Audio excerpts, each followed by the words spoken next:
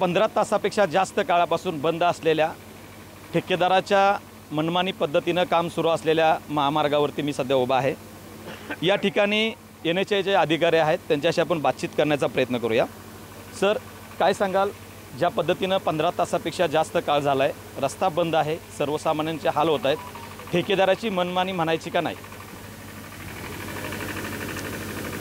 आता सध्या काय झालं आहे की पाऊस लवकर आला आहे, त्यांनी प्लॅनिंग केलं होतं मे अखेर पूर्ण व्हायचं, पण पाऊस जरा वेळ आधी आल्यामुळे त्यांचं नियोजन कोलमडलं आहे आणि आता आपण शर्थीचे प्रयत्न करतो आहे।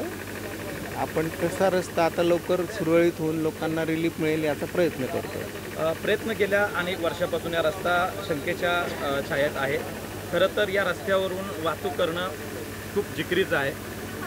मधला 15 दिवसाचा काळ होता, हा 15 दिवसाचा काळ होता, त्या काळामध्ये हा रस्त्याचं 2 मोहरीचं काम झालं असतं, मात्र ठेकेदाराने का केलं? तुम्ही तुमच्यावरती नियंत्रण ठेवण्याचा अधिकार आहे, तुमच्याकडे ते डिपार्टमेंट आहे, तुम्ही का करू शकला नाही? कुठेतरी तुम्ही कमी पडलाय का?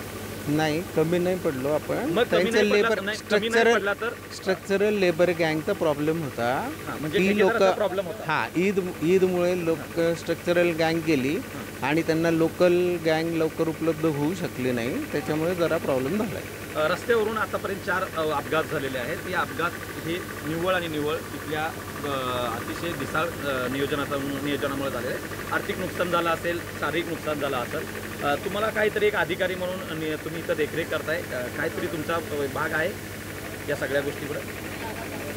आता हा EPC कॉन्ट्रॅक्ट आहे, याच्यामध्ये ठेकेदाराला पूर्ण सगळी जबाबदारी घेऊन काम करायचं असतं, त्याप्रमाणे नियोजन करायचं असतं। आपण त्यांना सूचना पण दिल्या आहेत। आता काही वेळेला काही जे अपघात झाले तर ते थोडे या संदर्भामध्ये ठेकेदाराला आम्ही प्रश्न विचारला, इथून पुढची जबाबदारी तुम्ही घेणार का? तर ते घ्यायला तयार नाही आहे। कसं बघताय सगळ्याला? जबाबदार कोण? या प्रशासन तुम्ही जबाबदारी घेणार आहे या असल्याची?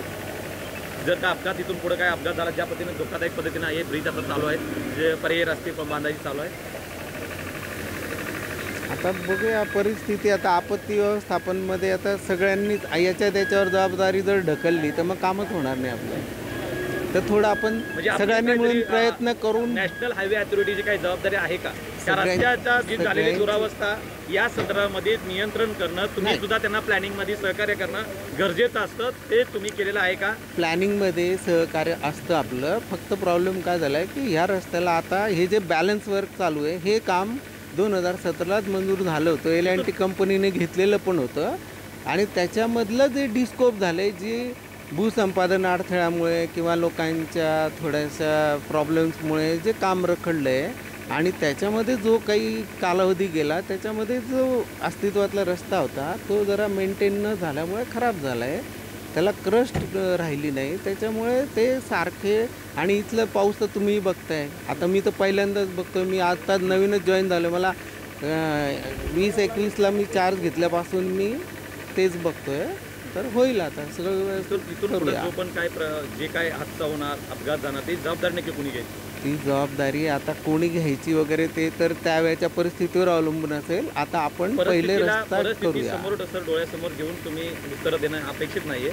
ज्या पद्धतीनं तुम्ही धोकादायक पद्धतीने, मी पुन्हा एकदा शब्द वापरतोय, धोकादायक पद्धतीनं तुम्ही जे पर्यायी मार्ग काढलेले आहेत आत्ता ज्या ब्रिजला, ते सुरक्षित आहेत का? आणि याची जबाबदारी जर का एखादा हादसा झाला तर त्याची कुणाची असणार? नाही, ते ठीक आहे, ते ठेकेदार माझ्या EPC कॉन्ट्रॅक्टमध्ये ही जबाबदारी ठेकेदारांचीच असते। ठेकेदार आता घ्यायला तयार नाही, त्याच्यावर तुम्ही काय कारवाई करणार? ते बघूया ना, आता ते आमचे वरिष्ठ वगैरे ठरवतील। आता मी तर बघूया आता काय होतंय।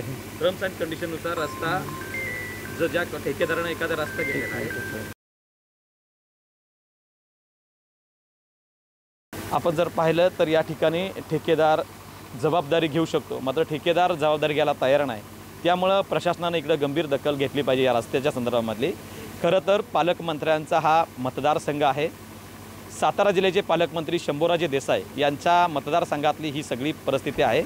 आणि महत्त्वाचं म्हणजे एकनाथ शिंदे साहेब जे याच जिल्ह्याचे सुपुत्र आहेत, काल ते साताऱ्यात आले होते। साताऱ्यात त्यांनी नागरिकांना सुरक्षित ठिकाणी राहण्याची सूचना केलेली होती।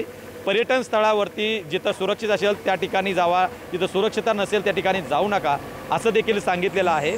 परंतु प्रशासनानं ज्या ठिकाणी दळणवळणाचा रस्ता आणि पश्चिम महाराष्ट्र आणि कोकणाला जोडणाऱ्या रस्त्यावरती त्यांनी एक भाष्य देखील केलं नाही. हे खरं तर इथल्या जनतेचं आणि इथल्या सर्वसामान्यांचं अपयश मानावं लागणार आहे. कारण धोकादायक पद्धतीनं असलेल्या रस्त्यावरती उपमुख्यमंत्री कोण बोलत नाहीत. पालकमंत्र्यांनी बैठका घेतल्यानंतर त्यांच्या प्रश्नांना इथला ठेकेदार केराची टोपली दाखवतोय. त्यामुळं आता या रस्त्याला वाली कोण असा प्रश्न निर्माण झालेला आहे. ठेकेदार मालामाल आणि सर्वसामान्यांचे हाल अशीच काहीशी परिस्थिती या रस्त्यावरती झाल्याचे आपल्याला चित्र पाहायला मिळत आहे. यामुळं आता सध्या संबंधित विभागाचे अधिकारी काय उत्तरं त्यांनी दिलेली आहेत ही तुम्हाला अपेक्षित आहेत का, आणि सर्वसामान्यांच्या कशा पद्धतीनं या ठिकाणी त्यांच्या जीवाशी खेळलं जातं आहे याचं ज्वलंत उदाहरण जर पाहायचं असेल तर तुम्ही या रस्त्यावरून एक वेळ प्रवास करा आणि तुमचा अभिप्राय काय आहे तो या सरकारला कळू द्या, एवढंच या निमित्तानं सांगणं असणार आहे. शशिकांत सूर्यवंशी, लोकशाही मराठी, सातारा. लोकशाही मराठी ऐका, पहा, जागरूक रहा.